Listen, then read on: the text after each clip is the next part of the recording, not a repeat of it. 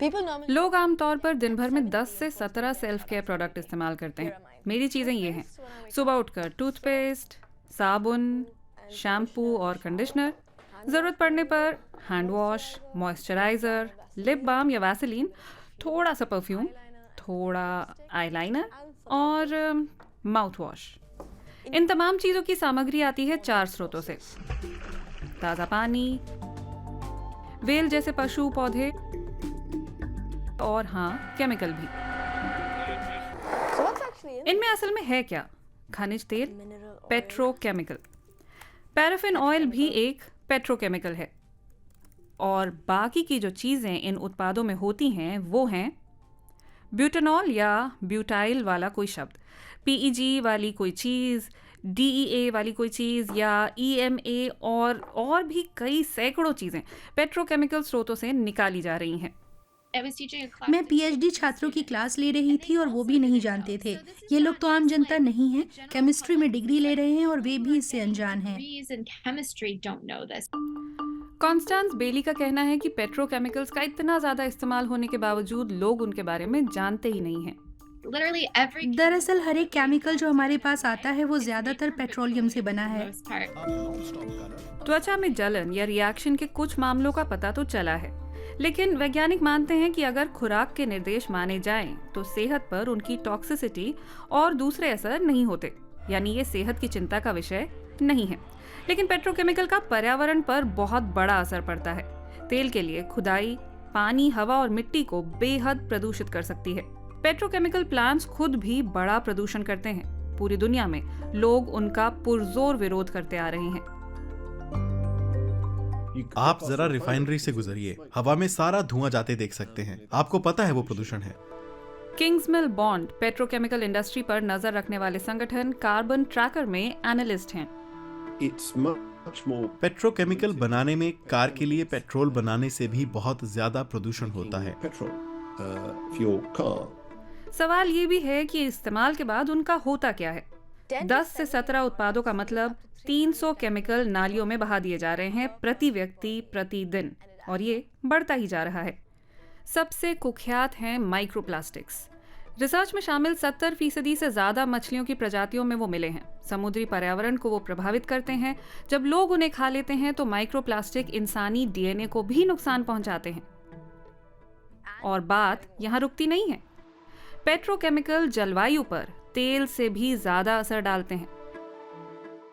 1 ton तेल उत्पादन के लिए करीब 2.5 टन CO2 निकलती है। 1 टन पेट्रोकेमिकल का उत्पादन करने के लिए करीब 5 टन CO2 निकलती है। इसमें उत्पादन और निस्तारण में लगने वाली ऊर्जा भी शामिल है। तो पेट्रोलियम का विकल्प क्या है हमारे सामने? हाय। हम ये मानकर चलते हैं कि अगर कोई चीज नेचुरल है तो वो अच्छी ही होगी, हमारे लिए बेहतर होगी। लेकिन विज्ञान से पता चलता है कि ये बात बिल्कुल सच नहीं। डॉक्टर मिशेल वोंग उत्पादों से जुड़े मिथकों को ध्वस्त करती हैं। इनमें वो मिथक भी शामिल हैं जिन्हें नेचुरल या ऑर्गेनिक सुंदरता के पैरोकार फैलाते हैं। नेचुरल शब्द को लें, अलग अलग कंपनियों के लिए इसकी अलग अलग परिभाषाएं हैं। मतलब स्रोत कुदरती है, जैसे कि फल या पौधा, लेकिन जरूरी नहीं कि वो सुरक्षित हो या पेट्रोकेमिकल से मुक्त हो। यूरोपीय संघ में एक अंतर्राष्ट्रीय मानक परिभाषा है। दूसरी जगहों पर इस बारे में कोई नियम कायदे नहीं। ऑर्गेनिक यानी जैविक का मतलब आमतौर पर यह है कि सामग्री का उत्पादन कैसे हुआ है, उसे कैसे उगाया गया है।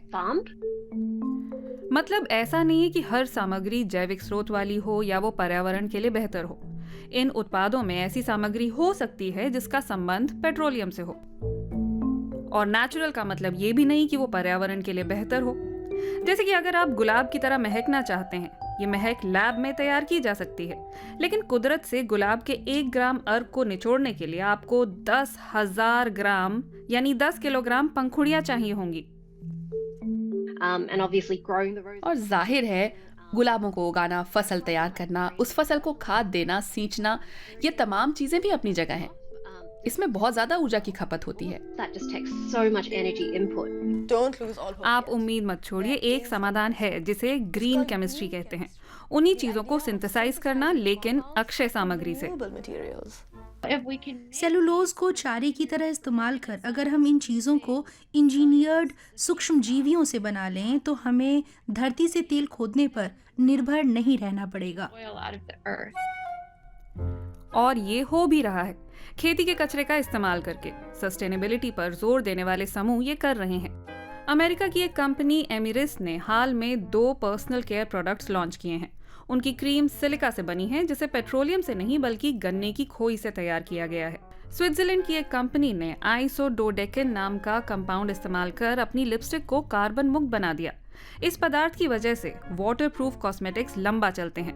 इसे शुरू में जेट ईंधन के विकल्प के रूप में बनाया गया था और उत्पादन बड़े पैमाने पर शुरू हो जाए तो ये उसका विकल्प बन भी सकता है। कॉस्मेटिक्स को कार्बन मुक्त करने से दूसरे और ज्यादा प्रदूषण करने वाले उद्योगों पर बड़ा असर पड़ेगा। कॉस्मेटिक्स उतना बड़ा बाजार नहीं है जैसा कि प्लास्टिक है या कुछ और, लेकिन उसका असर तो पड़ता ही है। हम लोग हर चीज में केमिकल्स का इस्तेमाल कर रहे हैं, पेट्रोलियम से चीजें बना रहे हैं, और अगर हम कहें कि हम तमाम कंबशन ज़रूरतें अक्षय ऊर्जा स्रोतों से पूरी करेंगे और तेल के लिए कुएं नहीं खोदेंगे तो हम बुरे तरीके से फंस जाएंगे, क्योंकि हमारे पास तो इन तमाम मॉलिक्यूल्स को बनाने के दूसरे तरीके हैं ही नहीं जिनकी हमारी दुनिया में ज़रूरत है।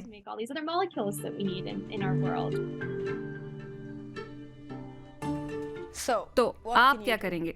पहला समाधान तो यही है, कम इस्तेमाल और सही इस्तेमाल, जितनी ज़रूरत उतना ही। दूसरा है चीज़ों से परहेज करना। ये बहुत कुछ निर्भर करता है आपकी त्वचा की देखभाल की ज़रूरतों और प्राथमिकताओं पर। और आखिरकार आप अपना पैसा कहाँ लगा रहे हैं, इससे फ़र्क पड़ता है। ग्रीन केमिस्ट्री के इस्तेमाल के लिए प्रतिबद्ध बड़े या छोटे ब्रांड्स में निवेश करना एक अच्छा आइडिया है। तेल कंपनियों को ये तय करना होगा कि वो इन पेट्रोकेमिकल्स का क्या करेंगी जिनकी अब और ज़रूरत नहीं है।